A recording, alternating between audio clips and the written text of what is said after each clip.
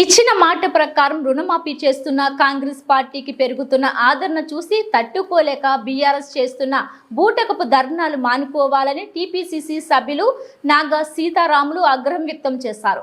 కొన్ని చోట్ల రుణమాఫీ అయిన వ్యక్తులను మరికొన్ని చోట్ల అసలు రైతులే లేకుండా బీఆర్ఎస్ నాయకులే ధర్నాలో కూర్చోవడం పట్ల ఆయన విమర్శలు చేశారు.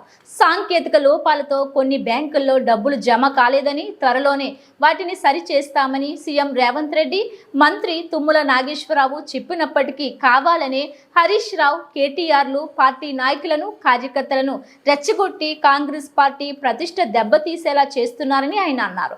చరిత్రలో ఎక్కడా లేని విధంగా రుణమాఫీ చేసిన కాంగ్రెస్ పార్టీ మీద బురద చల్లుతున్నారని, అసలు గత 10 ఏళ్ల పాలనలో బీఆర్ఎస్ రైతులకు ఏం చేసిందో చెప్పాలన్నారు. మా ప్రీతమ నాయకులు తెలంగాణ రాష్ట్ర ముఖ్యమంత్రి రేవంత్ రెడ్డి గారు ఒకేసారి 2 లక్షల రుణమాఫీ చేయాలని 31,000 కోట్లు చేయటం అనేది చాలా రైతుల అదృష్టంగా భావిస్తున్నాము.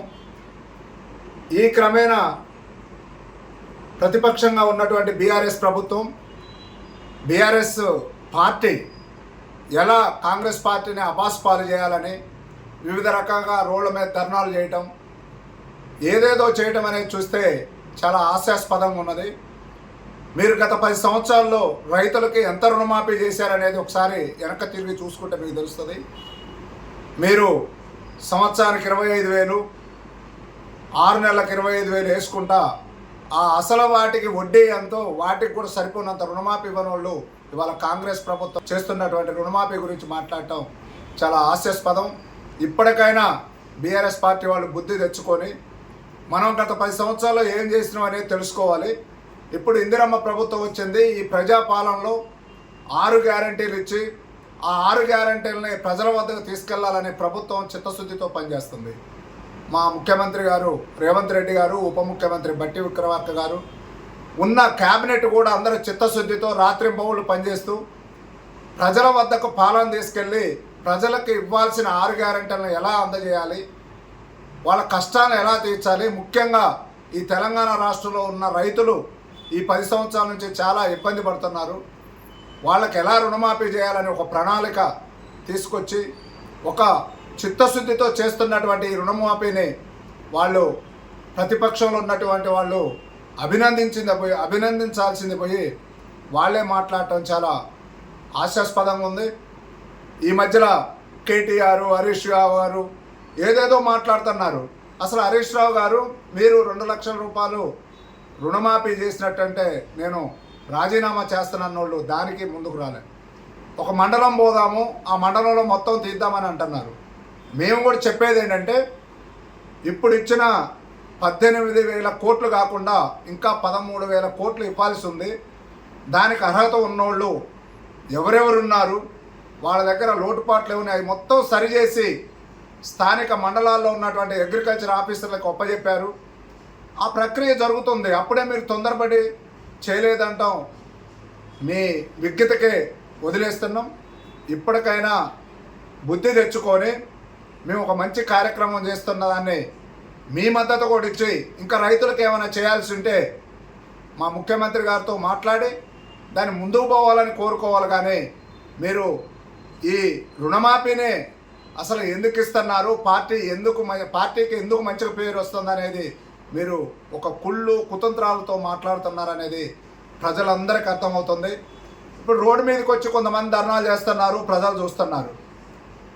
మీరందరూ రైతులు కూడా దయచేసి నేను విజ్ఞప్తి చేసి చెప్తున్నాను, ఎక్కడైనా ఈ తెలంగాణ రాష్ట్రంలో అర్హత ఉండి రుణమాఫీ కాని రైతులు స్థానిక అగ్రికల్చర్ ఆఫీస్ దగ్గరికి వెళ్ళి ఆ స్థానిక నాయకులుగా ఉన్నటువంటి మేము కూడా దాంట్లో పాలు పంచుకొని మీకు రుణమాఫీ చేయించే బాధ్యత మాది కూడా ఉంటుందని మేము ఈ సందర్భంగా తెలియజేస్తున్నాం. ముఖ్యంగా తెలంగాణ రైతులు ఎక్కడ అధైర్యపడాల్సిన అవసరం లేదు. బీఆర్ఎస్ పార్టీ రైతుల పక్షాన లేకుండా వాళ్ళ స్వప్రయోజన కొరకే ఈ రోడ్డు మీదకి వచ్చి ధర్నాలు చేస్తున్నారు. ఆ ధర్నాలు చేసే వాళ్ళలో కూడా ఎంతమంది రైతులు ఉన్నారు, ఎంతమంది పార్టీ ప్రయోజనాల కొరకు తీసుకొచ్చి రోడ్డు మీద కూర్చోబెడుతున్నారు అనేది కూడా ప్రజలు గమనించాల్సిన అవసరం ఉంది. ముఖ్యంగా రైతులందరికీ మరొకసారి నేను విన్నవించుకుంటున్నాను, రుణమాఫీ కాని రైతులు ఎవరున్నా మా వ్యవసాయ శాఖ మంత్రి తుమ్మల నాగేశ్వరరావు గారు కూడా మొన్న క్లియర్గా చెప్పారు. అలాగే ఈ జిల్లాలో ఉన్న రెవెన్యూ మినిస్టర్ గారు శ్రీనివాస్ రెడ్డి గారు కూడా క్లియర్గా నిన్న కూడా చెప్పారు. మీరు వీటన్నిటిని పరిగణలోకి తీసుకొని మన మంత్రులు ఉన్నారు, మన ఎమ్మెల్యేలు ఉన్నారు, పార్టీలకు అతీతంగా ఇక్కడ ఒక కాంగ్రెస్ పార్టీ వాళ్ళకే రుణమాఫీ చేయట్లేదు. ఈ తెలంగాణ రాష్ట్రంలో ఉన్న ప్రతి ఒక్క రైతుకి ప్రయోజనం జరగాలనే ఉద్దేశంతోనే ఈ రుణమాఫీ ప్రపంచవ్యాప్తంగా కూడా హర్షించదగిన రీతిలో తీసుకొచ్చిన ఈ రుణమాఫీని మనం అందరం సద్వినియోగం చేసుకోవాలి.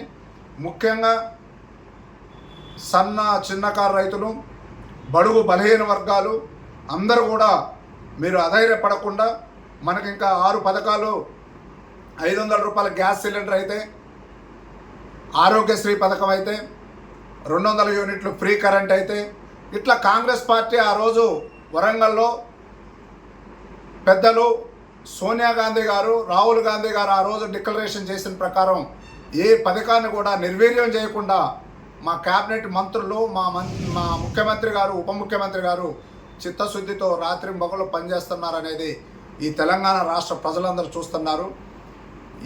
ఈ రకంగా పనిచేస్తున్న దాన్ని వాళ్ళు ఓర్వలేక ఎలా అపాస్పాలు చేయాలని ఒక కక్ష కట్టుకొని చేస్తున్నారు. కాబట్టి మరొక్కసారి నేను విజ్ఞప్తి చేసి చెప్తున్నాను, చేతులు జోడించి నమస్కరించి చెప్తున్నాను. ఈ తెలంగాణ రాష్ట్ర రైతులందరూ కూడా సంయమనం పాటించి మీకేమన్నా అనుమానాలున్నా, మీ రుణమాఫీలు కాకపోయినా తప్పనిసరిగా అగ్రికల్చర్ ఆఫీసర్ని, స్థానిక నాయకుల్ని, ఏ నాయకులనే తీసుకెళ్ళండి.